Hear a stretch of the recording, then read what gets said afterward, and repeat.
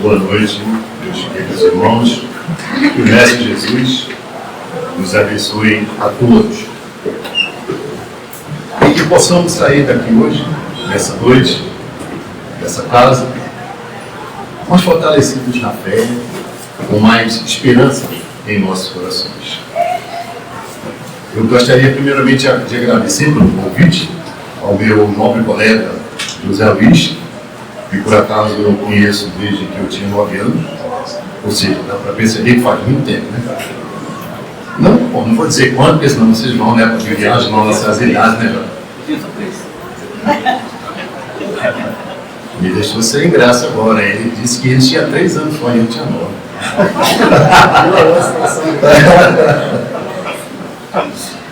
Muito bem, meus queridos irmãos, então é um prazer enorme, né, estar aqui. E hoje o nosso tema é um tema que me é muito caro e que diz muito ao meu coração: o nascimento de Jesus em nós. É interessante observarmos que sempre quando chegamos no final de ano, período de Natal, início de ano, época de promessas, normalmente, né, esse ano eu vou comer menos, esse ano eu vou para a academia, enfim. Mas é uma época em que nós cristãos, principalmente os cristãos espíritas, nos recordamos muito de Jesus. Nós relembramos muito a sua forma de ser, a sua vida, que nos inspira tanto, e a sua história de vida contada tão lindamente pelos evangelistas. Nós estamos falando de um momento super importante para o nosso planeta, para as nossas vidas, pessoalmente.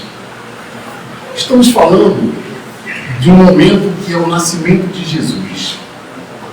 Certamente esse nascimento ele foi planejado por uma comunidade de espíritos puros, conforme nos relata Emmanuel nesse livro intitulado A Caminho da Luz. E essa comunidade de seres angélicos, Emmanuel nos conta que é um grupo de espíritos puros, do qual, desse grupo, o Cristo faz parte, como um dos seres angelicais. E esse grupo de espíritos se reuniu próximo aqui ao nosso planeta por apenas 2 vezes. Uma vez foi quando o nosso sistema, nossa Terra, ela se desvinculou do sistema solar, como uma bola de fogo, né? Nós já vimos isso, para se transformar no nosso planeta Terra. E a segunda vez foi para planejar em detalhes e decidir sobre o nascimento do Messias na Terra, trazendo para nós aquela lição imortal do seu evangelho de amor e de caridade. Essa reunião desses espíritos angélicos, por si só, já nos dá uma dimensão da grandiosidade e da importância desse nascimento, da importância deste fato sobre o qual estamos falando.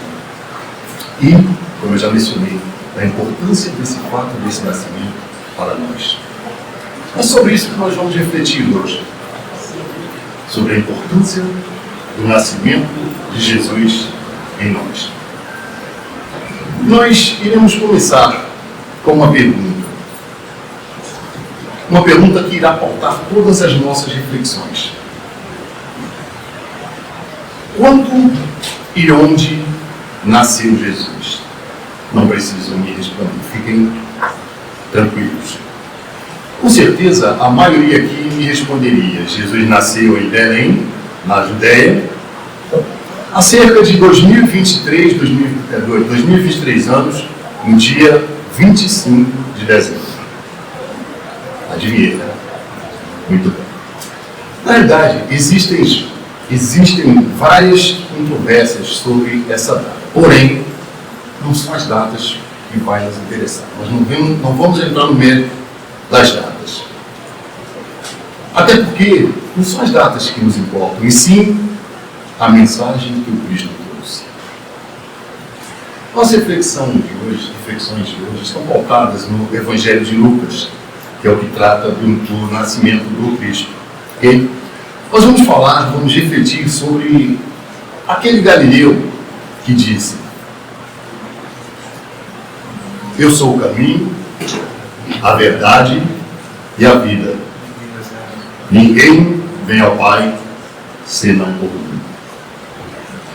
Iremos refletir sobre suas mensagens que encantam os nossos corações, como essa, que nos toca fundo, e sobre o seu nascimento, e o seu nascimento em nós. E como não poderia deixar de ser, nós vamos começar lá pelo começo. Vamos começar dando uma olhada no local onde Jesus nasceu. Jesus nasceu em um estábulo e foi colocado em uma manjedoura. Como já sabemos, a manjedoura era o local onde os animais se alimentavam. E nós vamos, para ajudar nas nossas reflexões, nós vamos avaliar, vamos refletir sobre o que diz o Evangelho de Lucas, no capítulo 2, versículo 7. Ele diz: e deu à luz o seu filho primogênito, e envolveu-o em panos, e deitou numa manjedoura, porque não havia lugar para eles na estalagem. Aqui já podemos observar duas mensagens subliminares. A primeira dela, referente à manjedoura. Como nós vimos no livro A Caminho da Luz, o nascimento de Jesus no nosso planeta ele foi detalhadamente, minuciosamente planejado, certo? Portanto, Jesus nascer numa manjedoura não me parece muito razoável, raciocinando com a nossa cabeça, não com a cabeça da espiritualidade, com a nossa. Veja, um espírito puro, como Jesus, sendo o governador espiritual do nosso planeta, ele poderia perfeitamente ter escolhido qualquer outro lugar para nascer. Como nós, quando o filho vai nascer, a gente pode mostrar um hospital bom, a gente pode um lugar aqui. Ele poderia, por exemplo, ter escolhido um palácio, cercado por conforto, proteção, opulência. Ou poderia ter escolhido um templo que naquela época era bem conceituado. Ainda é hoje, mas naquela época ainda era mais forte. Mas ele escolheu a manjedoura. Isso nos leva a refletir. Portanto, nos parece lógico afirmar que, como todo evento que envolveu o Cristo foi detalhadamente planejado, o fato dele ter nascido em uma manjedoura certamente tem uma razão de ser. Nos parece lógico isso. Por quê? Esse local, essa manjedoura, tinha um significado, ele queria nos trazer alguma lição. Nós podemos inferir daqui que ele queria nos ensinar algumas coisas, como humildade, simplicidade, e que mesmo sendo ele o espírito mais perfeito, mais puro, que Deus já enviou à Terra, que é o nosso modelo e guia, conforme nos diz a questão 625 do Livro dos Espíritos, ele nunca fez questão de luxo ou de opulência. Tem um livro com uma passagem que ele diz, ele não tinha nenhum lugar para descansar a cabeça. E nessa mesma linha de raciocínio, vamos pensar um pouco mais. E se ele tivesse nascido em um palácio, em um templo? Eles teriam tido acesso a ele, que até hoje, para entrar em um palácio, é um Deus nos acuda. Naquela época, não era diferente. Por outro lado, se nós formos raciocinar, ninguém tem dificuldade de chegar a um estábulo. O estábulo é a porta aberta, você chega fácil, entra. Ali, ele esteve ao alcance de todos, de pobres, de expropriados, de ricos, de cegos, de coxos.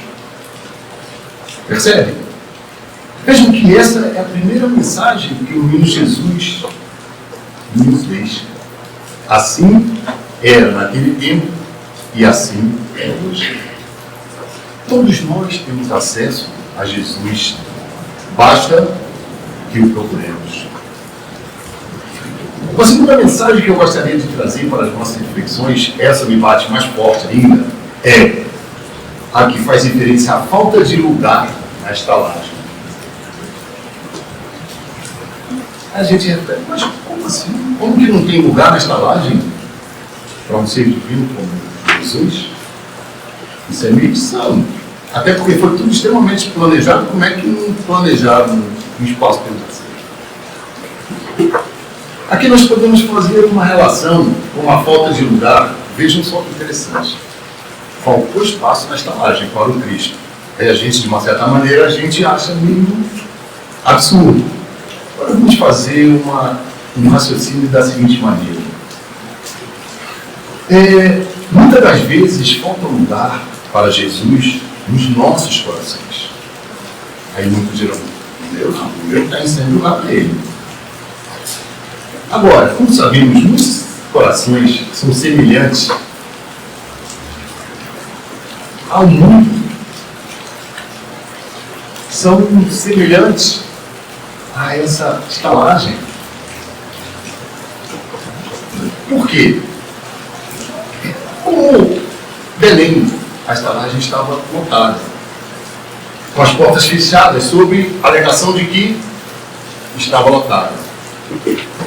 Também os nossos corações, muitas vezes, estão lotados pelos interesses pessoais, egoísmo, orgulho.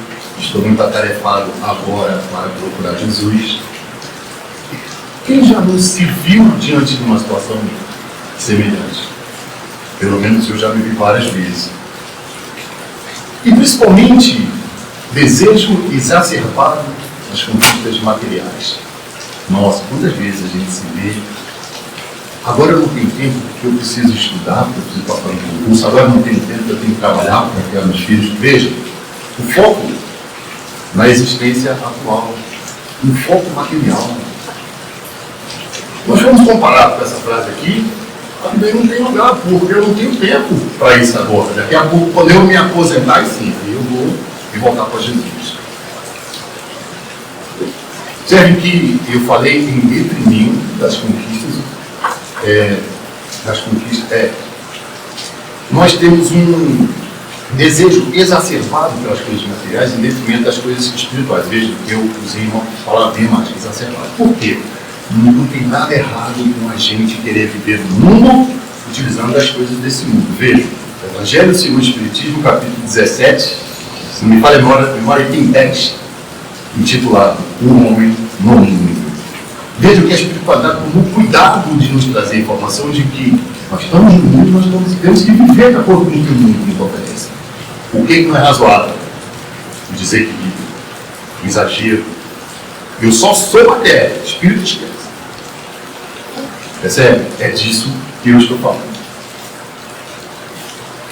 Voltando aqui às nossas reflexões, se fizéssemos um exercício de perguntar, não precisam me responder, respondam para si. Será que o Cristo já nasceu em mim? Será que eu já permiti que ele nascesse em meu coração? Qual seria a resposta que eu obteria? Talvez nós percebêssemos que ainda não permitimos esse nascimento. Aqui é importante destacar que o Cristo nasce em nós, ou melhor, o Cristo nasce em cada criatura em um momento específico, em períodos diferentes da sua vida, como nós vamos mostrar daqui a pouco. Como nós podemos, vamos agora observar isso daqui a pouco, observar isso no livro Em Torno do Mestre, no livro lindo, tá? De um espírito que se intitulou simplesmente pelo nome de Vinícius. Ele nos traz algumas reflexões sobre o nascimento de Jesus na visão de alguns personagens históricos do cristianismo. Eu vou trazer dois para ajudar nas nossas reflexões. Eu vou começar trazendo uma história que, segundo Emmanuel, que é o mentor do Chico, falou, ele disse que é, vejam, o maior exemplo de superação mencionado no Evangelho. Alguns já devem saber de quem eu estou falando. E essa história é descrita nesse livro por um autor chamado Humberto de Campos. Esse livro é belíssimo, tá? Chama-se Boa. Livro sensacional. E essa história é referente a Maria de Magdala. Mulher bonita que se entregou aos prazeres da carne junto aos patrícios romanos. Certo dia, após ouvir as pregações de Jesus, que lhe calaram fundo na alma, ficou tomada de profunda admiração por aquele Messias. Que novo amor era aquele que pregava aquele homem galileu? E ao mesmo tempo ela se lembrava que até ali caminhava movida pelo desejo, pelos prazeres do mundo. No entanto, ela sentia que seu coração estava sedento do verdadeiro amor. Seu coração estava em desalento. E aquele profeta nazareno havia plantado na sua alma novos sentimentos. O convite amoroso de Jesus parecia ressoar nas suas fibras mais sensíveis de mulher. Naquela noite, Maria passou a noite refletindo. Ela tinha vontade de procurar Jesus. Mas, como muitas vezes acontece mesmo com a gente tem um certo receio. Como será que ele vai me receber? Nossa, eu sou tão pecador, já fiz tanta coisa errada. Porém, Maria, no dia seguinte, resolveu procurar. Tomou uma barca e foi encontrar Jesus. Quando Maria penetrou a humilde residência de Simão Pedro, onde ele estava, Jesus parecia esperá-la. Tal a bondade que a recebeu, com que ele a recebeu, num grande sorriso. Ela sentou-se com emoção e falou em voz súplice: Senhor, ouvi a vossa palavra consoladora, e venho ao vosso encontro. Como sabes, sou filha do pecado. Todos me condenam. Minha existência tem sido triste e amargurada. A essa altura, como era de se esperar, as lágrimas escorriam pelos seus olhos. Enquanto Jesus a contemplava. E Maria continuou: Senhor, eu ouvi o vosso amoroso convite ao Evangelho. Desejava ser uma de suas ovelhas. Mas, observe a humildade dessa frase que ela diz: mas será que Deus me aceitaria? Jesus fitou-a enternecido e respondeu bondoso: Maria, levanta os olhos para o céu e agradece. Escutastes a boa nova e Deus te abençoou. E Jesus continua: Maria, já pensaste o que seria do mundo sem as mães? Maria de Magdala, naquele momento, ouvindo aquelas advertências, começou a chorar compulsivamente e falou: Mestre, desgraçada de mim, que não poderei ser mãe. Então Jesus a percebeu: Maria, e qual das mães será maior aos olhos de Deus? A que se devotou somente aos filhos da sua carne, ou a que se consagrou aos filhos de outras mães? Maria entendeu a palavra do Cristo, que a convidava a ser mãe de seus irmãos em sofrimento. Então, Maria contemplou o Mestre e, com os olhos rasos de lágrimas e com imensa alegria no coração, murmurou comovidamente: Senhor, a partir de hoje, renunciarei a tudo e a todos os prazeres transitórios do mundo. E buscarei o amor celestial a que me ensinastes.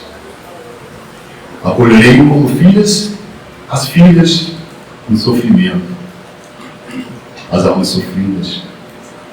Estarei com os aleijados e os leprosos. Jesus, observando que Maria se preparava para ir embora, lhe sorriu com bondade e disse: vai, Maria, sacrifica-te e ama. Longe é o caminho, longo é o caminho, e estreita é a porta. Mas a fé remove obstáculos. Nada temos, é preciso somente crer. A partir daí, Maria de Magdala dedicou-se aos leprosos. Passou a ir todos os dias ao vale dos leprosos falar sobre aqueles ensinamentos que Cristo havia lhe passado. E como era de se esperar, algum tempo depois, Maria contraiu a lepra e veio a morrer em consequência disso. Porém, sendo muito amada pelos leprosos. Conta-nos ainda Humberto de Campos, esse belíssimo livro, que ao desencarnar, Maria de Magdala viu Jesus aproximar-se. Jesus abriu os braços e murmurou: Maria, já passastes a porta estreita, amaste muito, vem, eu te espero. Então aqui, toda essa energia que nos envolve, toda essa emotividade, se nós perguntássemos a Maria de Magdala quando e onde nasceu Jesus, qual a resposta que vocês imaginam que ela daria? Não precisou responder. Eu acredito que ela responderia que Jesus nasceu naquele dia em que sua voz, ungida de pureza e santidade, despertou a sensação de uma vida nova. Como aqui até então, como até aquele momento, ela jamais tivera sentido. Vejam que este é o momento em que Jesus nasceu para Maria de Magdala. E como nós já mencionamos, Jesus nasce no coração de cada um em momentos específicos. Esse foi o momento de Maria de Magdala. E para corroborar e ajudar nas nossas reflexões, eu vou trazer mais um exemplo do Evangelho de Jesus. Eu vou trazer uma outra história também, que é bem interessante, que é a história de Paulo de Tarso, que se encontra nesse livro, Paulo e Estevão, que é considerado um dos melhores romances da doutrina espírita. Para quem não leu, sugiro fortemente a sua leitura. Saulo de Tarso era doutor da lei. Era um homem orgulhoso e grande defensor das leis mosaicas. Falava fluentemente o grego, o latim, o hebraico. Vejam que era um homem de cultura.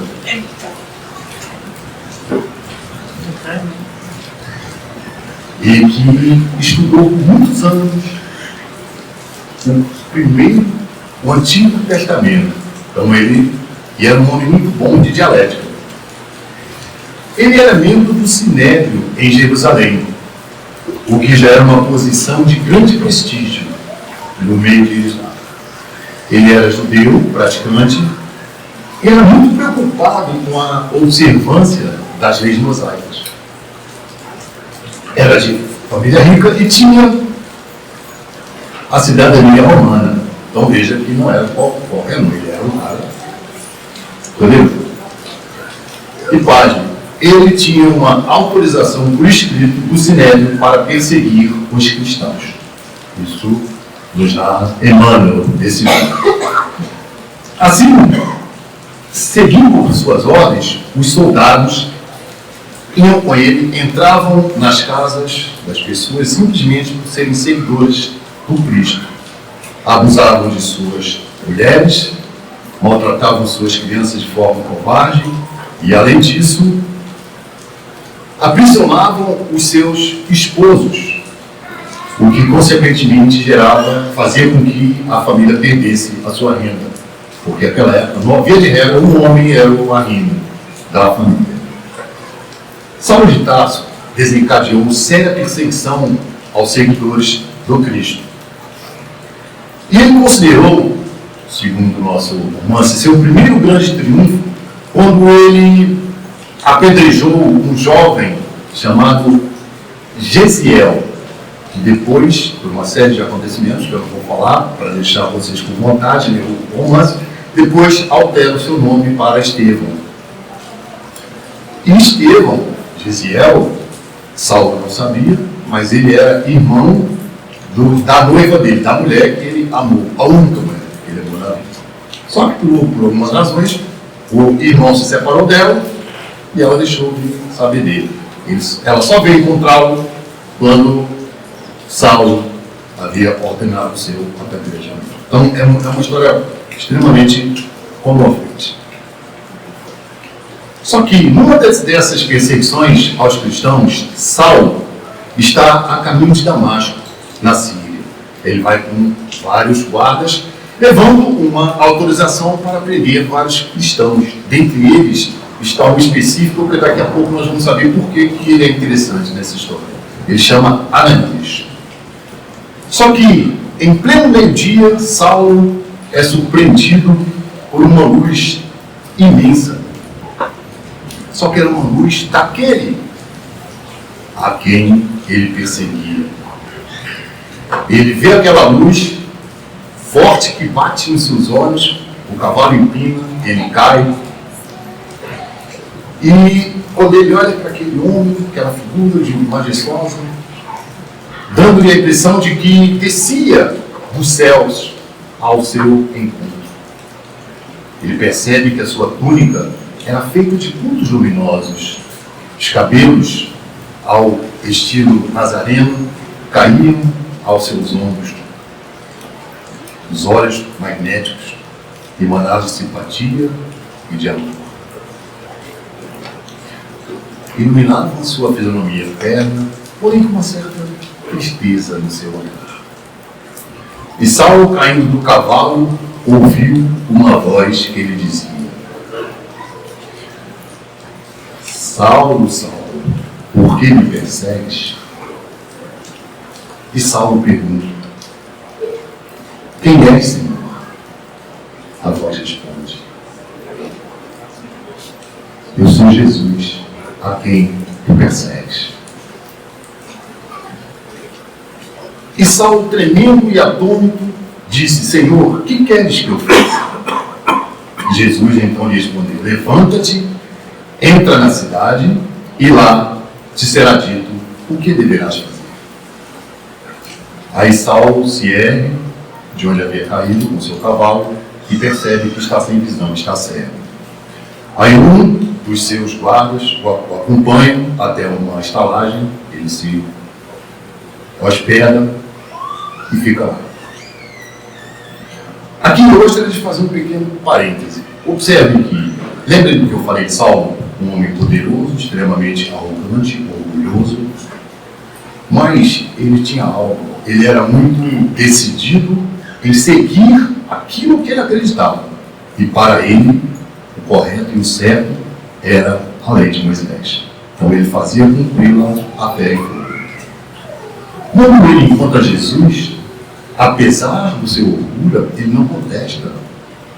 Ele percebe que o que ele estava fazendo estava equivocado, que o Senhor é esse que lhe havia aparecido.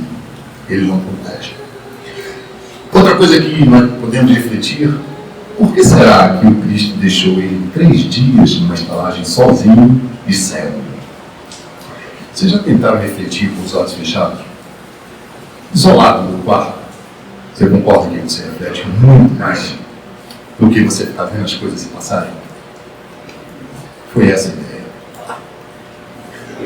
E aí, alguns dias depois, aparece um homem que Jesus conversa com ele em sonho e pede para ele ir até aquela estalagem e encontrar Saulo.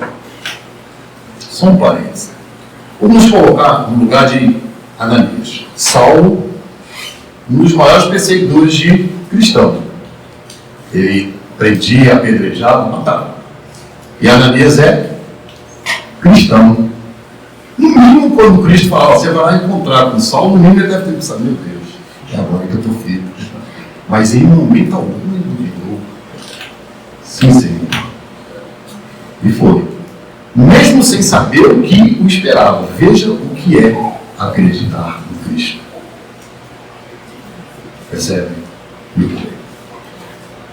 E aí Ananias chega e cura ele da cegueira. E ali começa para Paulo sua jornada de trabalho e o calvário de dores. Após o exílio de 3 anos no deserto, Saulo retorna para pregar a boa nova.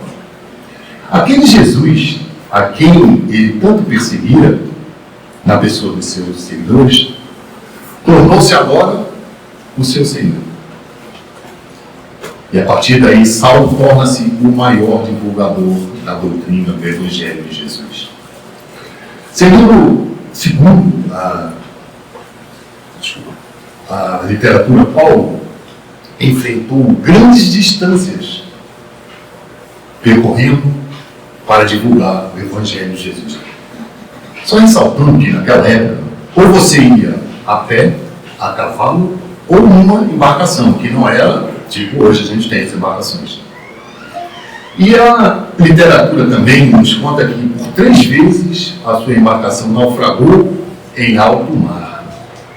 Veja o sacrifício que ele fez. Veja, como ele era um cara determinado na defesa das leis mosaicas, quando ele conheceu o Cristo, ele foi determinado em divulgar aquela boa nova. Percebe? Saulo fez 4 viagens importantes. E eu trouxe aqui só para a gente fazer uma reflexão rápida, só para a gente ter mais ou menos ideia do que esse homem fez. Percebe? Ele fez 4 viagens. Estão aqui. E eu trouxe isso porque eu sou de uma área de exatas, em que eu gosto muito de comparar, tá? E eu trouxe umas coisas para a gente comparar. Vejam isso. As distâncias. A primeira viagem que Saulo fez, ele percorreu 2.544 quilômetros. Já não é mal. A segunda, quase 5.000. Na terceira, 5.322. Eu fiquei estilando ali. Eu fiquei assim. Porque é de impressionar. A pé, cavalo, ou uma embarcaçãozinha. 3.700. Por que a quarta não diminuiu? Porque ele já saiu, ele foi informado, isso entra no Cristo, que ele precisava empregar em Roma. Aqui ele saiu direto para Roma. Tanto que ele foi preso lá. Depois que ele foi preso, que ele entendeu que para ele pregar ele precisava ser preso. Mas é uma outra história. Olhem o total da distância que esse artista percorreu.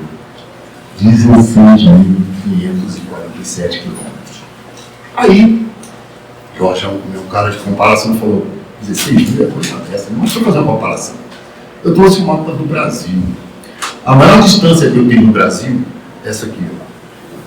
Vai do Monte Caburaí até Arroz Chuí, no Rio Grande do Sul. Sabe qual é essa distância aí? 4.394 quilômetros. É mais ou menos a gente pensar que Paulo percorreu essa distância do Brasil quase 4 vezes. Por isso que ele é considerado o maior divulgador da doutrina espírita, não é à toa, gente. Imagina você hoje percorrer só uma vez isso aqui, de carro. Se você não parar de 2 hotéis, eu me dano. Certeza que você vai parar? Claro, ninguém aguenta. Não é verdade? E o cara não tinha hotelzinho. De vez em quando ele achava uma pousadazinha, porque ele nem tinha dinheiro também, tá? Esse foi Paulo de Tarso. se, lá vem os meus e se, se perguntássemos a Paulo de Tarso a mesma pergunta que nós fizemos a Maria de Magdala: como e onde nasceu Jesus? Eu acredito que a resposta dele seria algo assim: foi na estrada de Damasco.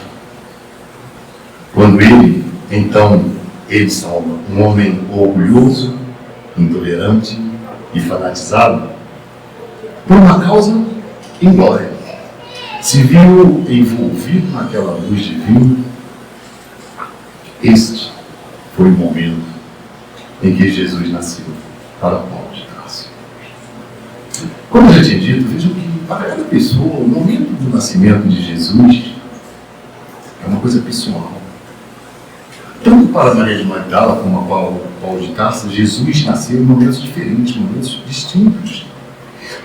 O que nos faz enxergar que o nascimento dele, o local e a data, representam efetivamente o exato momento do despertar da nossa consciência para a sublimidade do amor ensinado e exemplificado por Jesus.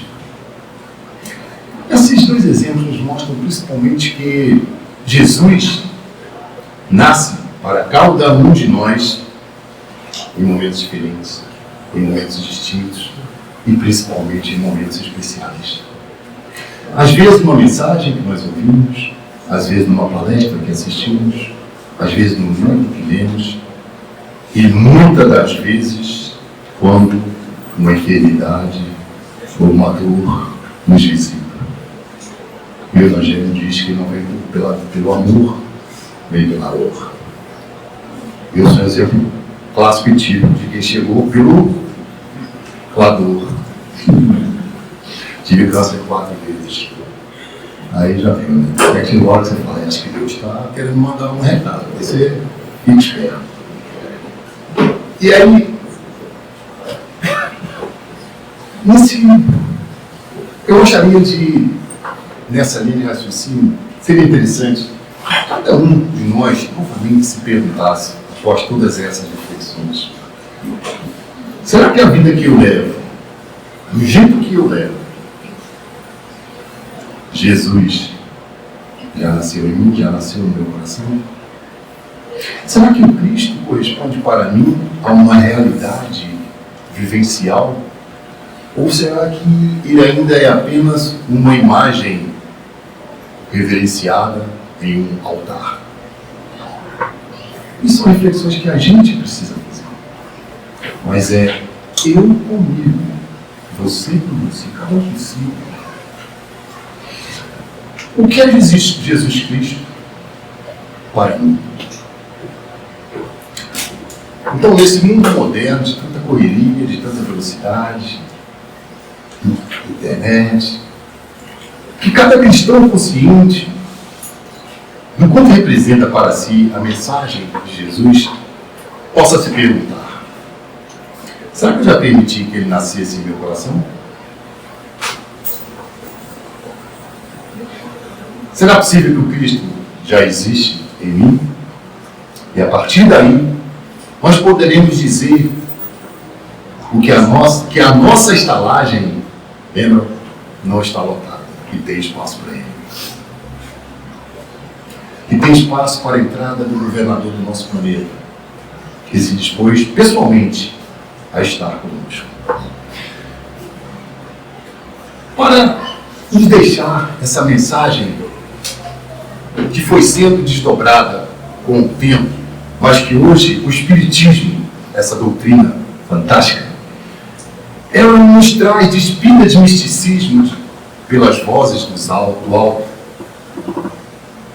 que nos chegam, que simplesmente nos conclamam a amar e a servir no máximo das nossas forças. Como nos sugere nosso querido Francisco Cândido Xavier. Agora permita a leitura. Enquanto não trouxer Jesus no coração, o homem não saberá o que fazer de si mesmo. significaria Jesus no coração? Seria saber a sua história? Decorar os seus versículos? Também, mas principalmente ter fé e acreditar. E nós sabemos, todos nós, eu tenho certeza, que às vezes não é fácil manter a nossa fé e acreditar. Mas isso é normal, a gente não deve se desesperar por isso. Eu vou trazer um exemplo aqui que me ampara muito, que me fortalece. Que aí eu falo, eu tenho chance ainda. Vejam esse primeiro exemplo. Uma certa noite, um grupo de homens, pescadores experientes, preparados, estavam pescando no lago da Galileia. E aí, está tudo bem. E avistaram um vulto andando sobre as águas. Era noite, logicamente, se assustaram. E aí o Cristo era Jesus. Ele falou, não temas, sou eu. Quantos temores nós temos por não termos clareza das coisas, por não buscarmos a clareza? É o que mais me encantou na doutrina espírita. Clareza e as respostas. Na minha cabeça não dá para entender alguém falar para mim, não, isso é assim porque Deus quer. Você sofre porque Deus quer. Deus não tem nada a ver com isso, quem sou eu. Eu sofro, sabe por quê? Porque eu plantei. O Cristo, eu acho lindo as mensagens dele, porque quando você começa a refletir, você fala, mas o cara é danado.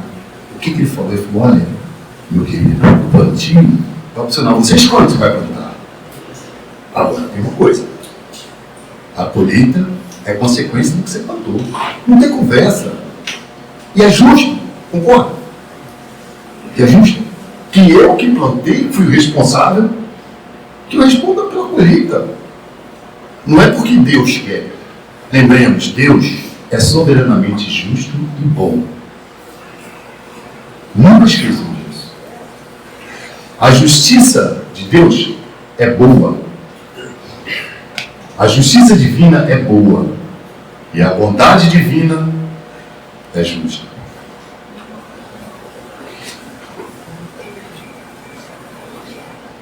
Aí, no Evangelho segundo, só para a gente reforçar um pouquinho, que eu achei interessante, eu já estou quase no meu tempo, né?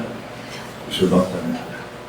Vamos falar um pouquinho sobre o que traz o Evangelho sobre a fé. Lá no capítulo 19, ele diz o seguinte, a fé robusta dá a perseverança, a energia, os recursos que fazem se vençam os obstáculos, tanto nas pequenas quanto nas grandes coisas. Isso é o poder da fé. A fé que é agora vejam, a fé que é vacilante provoca incertezas, hesitação de que provoca incerteza, hesitação de que se aproveitam os adversários que devemos combater. Ela, a fé vacilante, não procura os meios de vencer. Por quê? Porque ela não crê na possibilidade da vitória. Isso é o Evangelho. É o Jorge Amorim falando. Então, o que a gente tem que evitar? Tem que aprender a ter fé robusta e não a fé vacilante.